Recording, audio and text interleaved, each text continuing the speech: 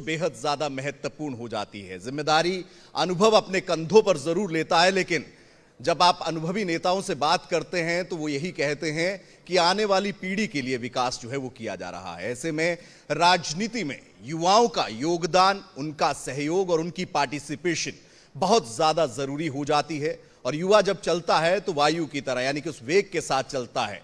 ऐसे में सियासत में, राजनीति में युवा सोच क्या है, इसी को दर्शाता है हमारा अगला सेशन। और इस सेशन के लिए मैं मंच पर स्वागत करूंगा आईएसओ के प्रभारी अर्जुन चौटाला साहब को, और साथ ही साथ मेरी सहयोगी सोनल दहिया को, क्योंकि युवाओं की पार्टिसिपेशन राजनीति में बेहद ज्यादा जरूरी है। युवा क्या सोचता है, उसका विजन क्या है, वो क्या डॉक्यूमेंट जो है वो प्रदेश और देश के लिए लेकर चल रहा है, इन्हीं तमाम मुद्दों पर, और युवाओं के मुद्दे क्या हैं, इसी पर आधारित रहेगा हमारा अगला session. Over to you Sonal. Thank you Vipin, बिल्कुल सही कहा आपने। आकाश की ऊंचाई को नापने का जिम्मा हो या समुद्र की गहराई में उतरने का प्रयास, सीमाओं पर सीना तानने का हौसला हो या तकनीक को नए आयाम देने की चुनौती, युवा कंधे हर क्षेत्र में अपनी भूमिका को बखूबी निभा रहे हैं। और राजनीति में युवा किस तरीके से आगे बढ़ रहे हैं, क्या सोच लेकर आगे बढ़ रहे हैं, उसके लिए हमारे साथ बातचीत करने के लिए अर्जुन चौटाला हैं, आईएसओ प्रभारी हैं। इन्हीं लोग के आपका बहुत बहुत स्वागत है शाइनिंग हरियाणा में। बहुत बहुत धन्यवाद। अर्जुन, सबसे पहले तो चूंकि विधानसभा चुनाव नज़दीक हैं और नाम आपका अर्जुन है, विधानसभा का कुरुक्षेत्र आने वाला है, तो अर्जुन कितने तैयार हैं कुरुक्षेत्र के रण के लिए, विधानसभा के कुरुक्षेत्र के रण के लिए? विधानसभा के कुरुक्षेत्र के लिए जी नाम ही अर्जुन है, मैं तो पूर्ण रूप से तैयार हूँ। और अब की बार पूरी उम्मीद भी है कि हरियाणा प्रदेश के जो जनता है वो अब की बार अपना विश्वास युवाओं में बिठाना चाहती है, क्योंकि हमारे देश की जो आज के दिन औसत आबादी है वो 30 से 40 साल के बीच में, लेकिन हमारे देश के जो औसत नेता है उनकी आयु 60 से 70 के बीच में। तो कहीं ना कहीं वो एक बहुत बड़ा आपको गैप देखने को मिल रहा है। और पूर्ण रूप से हमारा प्रयास है कि हरियाणा प्रदेश में ज़्यादा से ज़्यादा युवाओं को मौका दिया जाए और उन्हीं युवाओं के ज़रिए प्रदेश की जो पॉलिसीज़ हैं उनको बनाया जाए। चलिए, इस खाई को पाटने की आप कोशिश करेंगे, लेकिन अर्जुन अगर हकीकत के धरातल पर अगर हम देखते हैं पार्टीज़ में, तो अलग पार्टीज़ चाहे जेजेपी, बीजेपी, कांग्रेस, आपका गैप भी बहुत ज़्यादा बढ़ गया है। इनेलो पार्टी भी एक बहुत बड़े गैप के साथ दिखाई दे रही है, क्यों है ऐसा? देखिए जी, राजनीतिक तौर से उतार और चढ़ाव हमेशा आते हैं। जननायक चौधरी देवीलाल ने जब अपना राजनीतिक जीवन शुरू करा तो वो अकेले थे, और जब मैं अकेले कहता हूँ तो मैं कहता हूँ पूर्ण रूप से अकेले थे। लोगों ने बोला भाई एक आदमी कैसे कर लेगा। उन्होंने संगठन को बनाया, संगठन को बढ़ाया और प्रदेश के अंदर सबसे बड़ी बहुमत हासिल करने का काम करा, और जिसका इतिहास आज भी भारत में कायम है। उसके बाद भी कई उतार आए, कई चढ़ाव आए। तो राजनीतिक तौर से उतार और चढ़ाव हमेशा रहते हैं। एक राजनीतिक संगठन होने के नाते, एक विचारधारा से जुड़े हुए होने के नाते हमारा ये फर्ज बनता है, हमारा ये दायित्व बनता है कि हम उस लड़ाई को हमेशा आगे बढ़ाने का काम करें, हमेशा जनता के बीच में एक ऑल्टरनेटिव रखने का काम करें। आज सबसे बड़ा जो आपको एक चीज़ देखने को मिलेगी पिछले लोकसभा के चुनाव में भी और इससे पहले भी निरंतर कितने प्रदेशों के अंदर विधानसभा के चुनाव हुए हैं, तो कहीं ना कहीं कांग्रेस और बीजेपी ने दोनों ने ये प्रयास करा कि देश भर के अंदर एक 2 पार्टी सिस्टम बनाया जाए, या तो वो या फिर हम।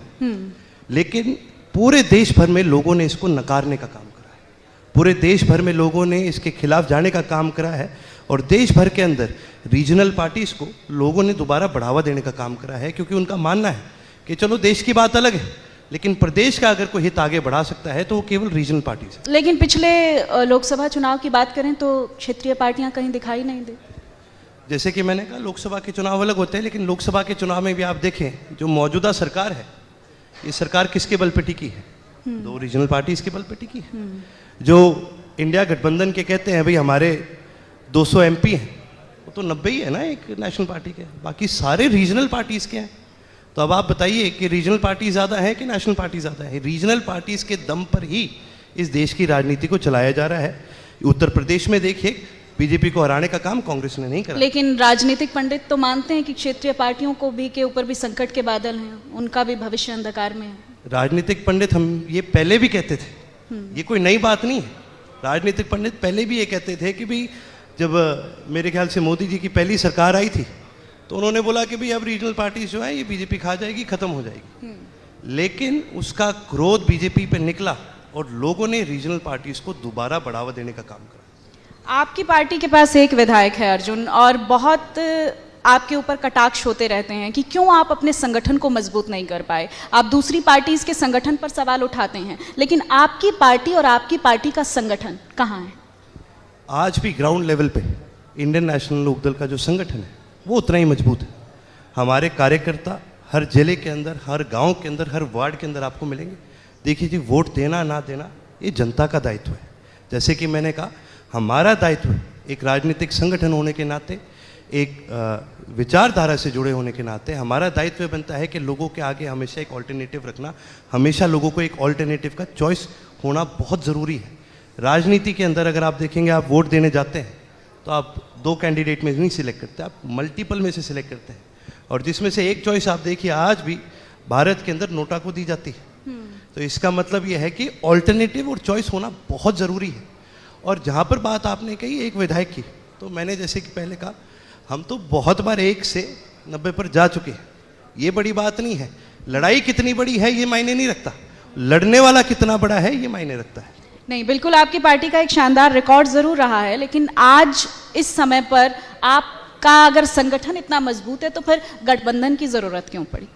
देखिए, संगठन के मजबूत होने का मतलब ही ये है कि और लोग आपके साथ जुड़ना चाहते हैं। आज हमारा और बीएसपी का गठबंधन इसलिए है क्योंकि आज दोनों पार्टीज को पता है कि भी आज हरियाणा प्रदेश के अंदर लोगों की क्या मांगे। आज सबसे ज़्यादा अगर हरियाणा प्रदेश कहीं पर पिछड़ा है तो वो विकास के रूप में पिछड़ा है। आप कहीं पर देख लीजिए, किसी शहर में जाइए, किसी ज़िले में जाइए। मैं आपको एक छोटा सा उदाहरण दूंगा। मेरे से पहले जो महोदय थे उन्होंने बात करी कि जगह जगह हमने मेडिकल कॉलेजेस बनाए हैं, तो मेरे को बड़ी हंसी आई इस बात की, क्योंकि जहाँ पर मैं रहता हूँ वहाँ पर मेडिकल कॉलेज बीजेपी सरकार ने अनाउंस करा। तो जैसे ही अनाउंस करा भाई सारा शोर शोर हुआ, हल्ला हुआ, और राष्ट्रपति महोदय को बुलाया गया। रामनाथ कोविंद जी राष्ट्रपति थे और उन्होंने फाउंडेशन स्टोन लेकर दिया, और फिर वो फाउंडेशन स्टोन 4 साल तक वहीं पड़ा रहा। इन्होंने जमीन ही नहीं एक्वायर करी थी।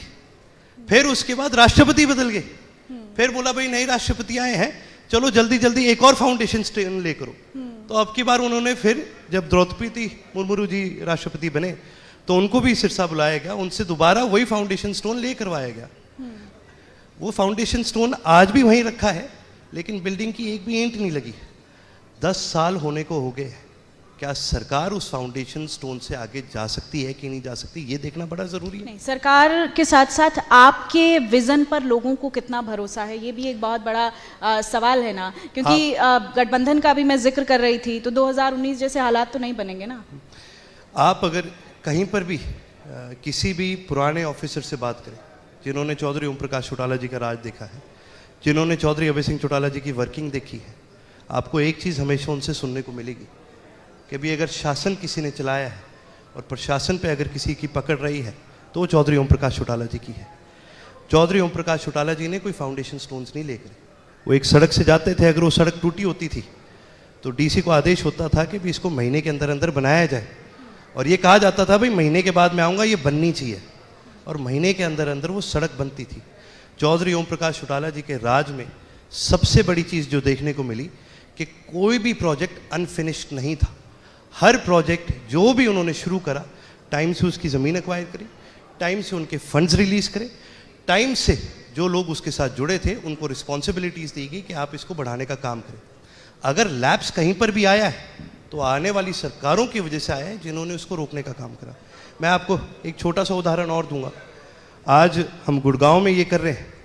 आप एक चीज़ देखिए कि आज से 20 साल पहले, 25 साल पहले, और ये वाकई सच्चाई है, दिल्ली में रहने वाले और कहीं से भी आप किसी से भी पूछिए, लोग कहा करते थे कि भाई गुड़गांव में जाने से डरा करते थे कि एक 30 सेकेंड माइलस्टोन है यहाँ पर, एक बड़ा मशहूर है, तो जब उसको क्रॉस करते थे तो उसके बाद जंगल ही जंगल आता था और कुछ होता नहीं था।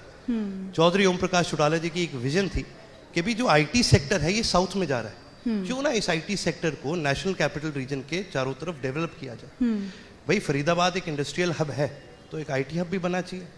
उन्होंने पर्सनली जा के, मेरे याद है, ब्रिटिश एयरवेज का जो हेड ऑफिस होता था वो बैंगलोर में होता था। वो स्पेशली ब्रिटिश एयरवेज के जो मालिक हैं उनसे मिले, उनकी सरकार से मिले, उन्होंने कन्विंस किया कि आप अपना हेड ऑफिस जो है गुड़गांव में शिफ्ट करने का काम नहीं, इतनी लंबी फेहरिस्त आप गिनवा रहे हैं, आगे का विजन भी बता रहे हैं, पिछली जो सरकारों ने काम किया है वो भी बता रहे हैं, लेकिन सवाल सबसे बड़ा यही है कि 90 विधानसभाओं पर एक समय पर एक बड़ा शानदार प्रदर्शन करने वाली इनेलो पार्टी आज 57-37 के फॉर्मूले पर अटकी हुई है। क्यों ना 90 विधानसभा पर ताल ठोक पाया? देखिए, हमने पहले भी इस प्रकार के गठबंधन करे हैं। हमारा पहले भी बीएसपी के साथ गठबंधन रहा है और पहले भी ऐसे मार्जिन्स पे गठबंधन हुआ है। ये कोई बड़ी बात नहीं है। 57 और 37 को ना देखिए, मैं आपको ये कहूँगा कि आप पॉलिसी देखिए। आज एक इसका बहुत बड़ा कारण ये है कि जो पिछड़ा वर्ग है, जो दलित वर्ग है, वो आज कहीं ना कहीं ये मानता है कि भाई हमारे जो हक है, उनको जो हित है, उनको दबाया जा रहा है। इस चुनाव के अंदर एक बहुत बड़ी, लोकसभा के चुनाव में अगर आपने देखा होगा तो एक बहुत बड़ा इशू इस बात का था कि भी जो कॉन्स्टिट्यूशन बाबा साहेब भीमराव अंबेडकर जी ने बनाया था वो खतरे में आ चुका था। और ये सच्चाई है, क्योंकि निरंतर जो नेता है वो कहने लग गए थे, आपने भी कवर करा होगा न्यूज़ पे, जिन्होंने कहा कि भी हम तो कॉन्स्टिट्यूशन को बदलेंगे। तो देखिए, जब लड़ाई लड़ी जाती है, हितों की लड़ाई लड़ी जाती है, लोगों की लड़ाई लड़ी जाती है, अपना लालच नहीं देखा जाता, अपना हित नहीं देखा जाता, आपको लोगों का हित देखना है। और लोगों के हित में अगर हमें बीएसपी को 37 देनी पड़ी तो अच्छा, ये बड़ा रोचक है इस बार कि गृह मंत्री अमित शाह आते हैं, वो भी जो है बीसी वर्ग के सम्मेलन में शामिल होते हैं। एक होड़ सी लगी है एससी बीसी को खुश करने की तमाम पार्टीज की तरफ से। क्या इनेलो भी उसी फॉर्मूले पर चलना चाहती है? देखिए, हम एक 36 बिरादरी की पार्टी है और आज से नहीं, जननायक चौधरी देवीलाल जी के समय से उन्होंने हमेशा सभी को साथ लेके चलने का काम करा है। चौटाला साहब का हमेशा एक विश्वास रहा है कि भाई नामदार से बड़ा होता है कामदार। जो आगे बढ़ेगा, जो अपने वर्ग को आगे बढ़ाएगा, जो अपने वर्ग के लिए मेहनत करेगा, जो समाज के लिए मेहनत करेगा, हमेशा उनको बढ़ाने का काम करा है। आपने बीजेपी की बात करी, मेरे को कई बार बड़ी इस बात पे हंसी आती है कि कई बार मैं किसी बीजेपी के विधायक से मिल लेता हूँ, कभी आप जैसे आपके आज इंटरव्यू के माध्यम से कई साथियों से मुलाकात हुई, कई बार किसी एमपी से होती है, तो बात करते हैं कि भाई हम पार्टी के कार्यकर्ता है, पार्टी कार्यकर्ता का सम्मान करती है। ये पार्टी कार्यकर्ताओं का सम्मान नहीं करती। ये पार्टी सर्वे कराती है, आंकड़े देखती है और जिस पे जो आंकड़ा फिट बैठता है उसको लाके गिरा देती है। किसी ने अगर मेहनत भी करी हो, किसी ने लोगों के लिए काम भी करा हो, तो ज़रूरी नहीं है उसको बढ़ावा दिया जाएगा। और कितने ऐसे लोग हैं जिन्होंने निरंतर इस प्रदेश का नुकसान किया है, लेकिन क्योंकि वो आंकड़ों में फिट बैठ रहे हैं उनके, इसलिए वो आता है। बीजेपी के जो कार्यकर्ता हैं, बीजेपी के जो एमपी हैं, चाहे एमएलए की बात करें, मेरा ये मानना है कि वो नेता नहीं है, they are just numbers on a sheet. Fit बैठ के तो ठीक है, नहीं, पर राजनीति तो नंबर्स का गेम ही है ना अर्जुन। आप देखिए, जिसके पास नंबर है उसके पास पावर है, पावर है तो आप अपने आप को और बेहतर तरीके से लेकर आ पाएंगे।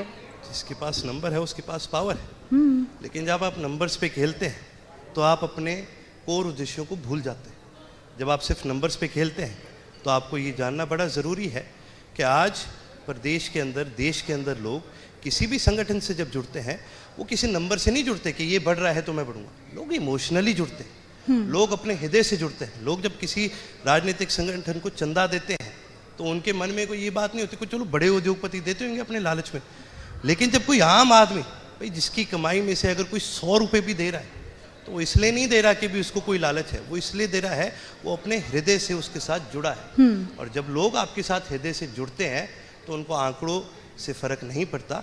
अगर ये नंबर्स का गेम होता तो मनोहर लाल खट्टर जी को ऐन मौके पे क्यों हटाया गया, क्यों एक पैराशूट सीएम को ड्रॉप किया गया, ये सोच के कि भाई आंकड़ों पे खेलेंगे। क्यों आज बीजेपी के अंदर हफड़ा दफड़ी मची हुई है कि इसको भी लाओ, उसको भी लाओ, वैसे भी करो, वैसे भी करो, क्योंकि ये नंबर्स कामयाब नहीं है। अच्छा, राज्यसभा सीट की भी बड़ी अफरा तफरी है। बीजेपी कह रही है पहले आप, कांग्रेस कह रही है पहले आप, जेजेपी कह रही है पहले आप कहाँ हैं वहाँ? मैं तो कहता हूँ जी, जो भी कैंडिडेट आते हैं हम खुल करके कहते हैं हम कैंडिडेट देखेंगे, जो सही कैंडिडेट होगा हम उसका समर्थन करने का काम करेंगे। हमने तो कांग्रेस को निरंतर बार बोला है कि आप खड़ा कीजिए कोई कैंडिडेट, हम दे देंगे उसको समर्थन। और ये पहली बार नहीं है, इससे पहले भी जब 2014 से 19 के बीच में बीजेपी की सरकार थी तो उस समय हमने आनंद साहब को टिकट देने का काम करा था राज्यसभा में, उनका समर्थन देने का काम किया। मज़े की बात क्या है, वो कांग्रेस के कैंडिडेट थे, सोनिया गांधी जी ने उनको भेजा था। हमने तो समर्थन उनका इसलिए दिया था क्योंकि वो सही आदमी थे और विपक्ष के अंदर एक भारी आवाज उठाने के लिए एक सही आदमी थे जो राज्यसभा जा सकते थे। मजे की बात यह है, हमने कांग्रेस का समर्थन करा, उपेंद्र हुड्डा जी ने अपना ही खुद का कैंडिडेट हराने का काम करा। तो भूपेंद्र सिंह हुड्डा पर काफी तीखा हमला आपका रहता है। कांग्रेस पार्टी से बड़ा 36 का आंकड़ा रहता है। इंडिया गठबंधन अपनी ताकत दिखा रहा है, एक तरफ अच्छा प्रदर्शन भी रहा है लोकसभा चुनावों में अगर हम देखें तो। आपको क्या लगता है इंडिया गठबंधन से अलग थलग एक राह इनेलो अपनी अलग बनाएगी?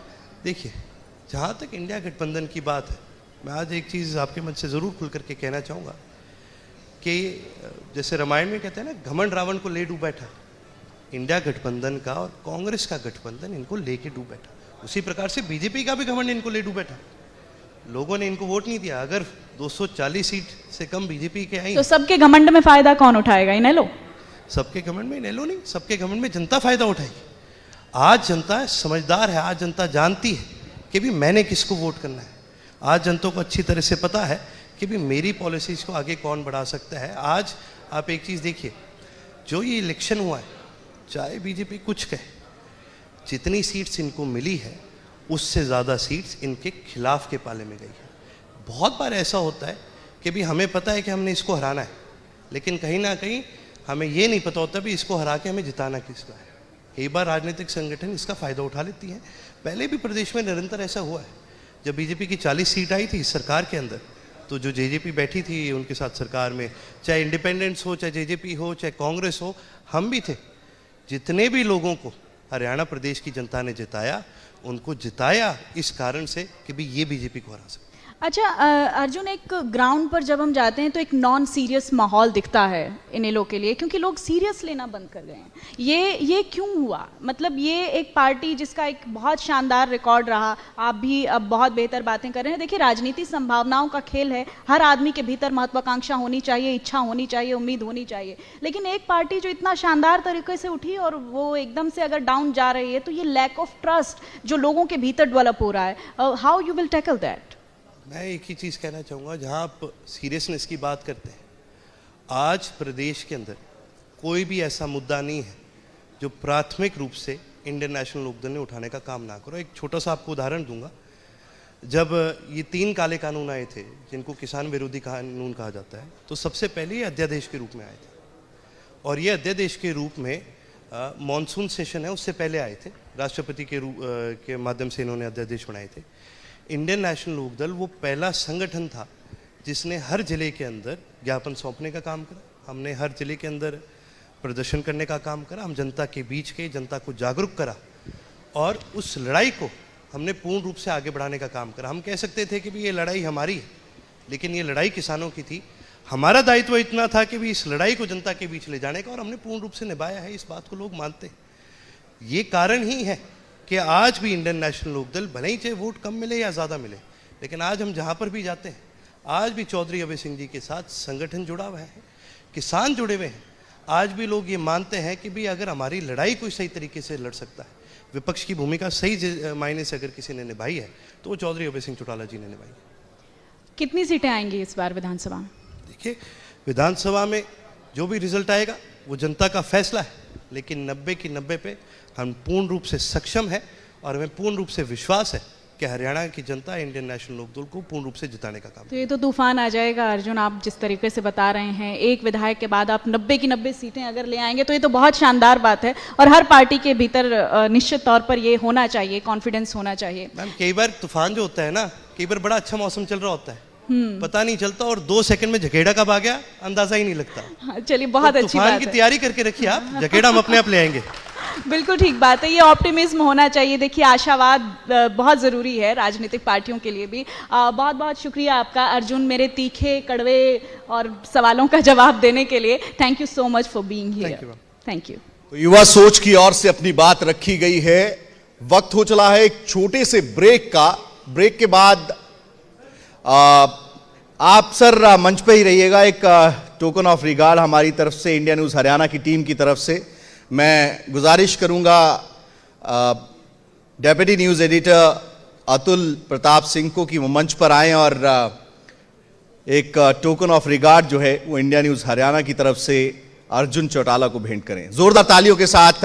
तालियां जो है वो रुकनी नहीं चाहिए, इसी से मनोबल बढ़ता है, उत्साह बढ़ता है। तो ऐसे में युवा सोच की ओर से अपनी बात रखी गई है अब रुकेंगे एक छोटे से ब्रेक के लिए। ब्रेक के बाद भी सार्थक चर्चा शाइनिंग हरियाणा के इस मंच से लगातार जारी रहेगी और भी कई बड़ी डिग्निटरीज जो हैं इस मंच पर रहेंगी।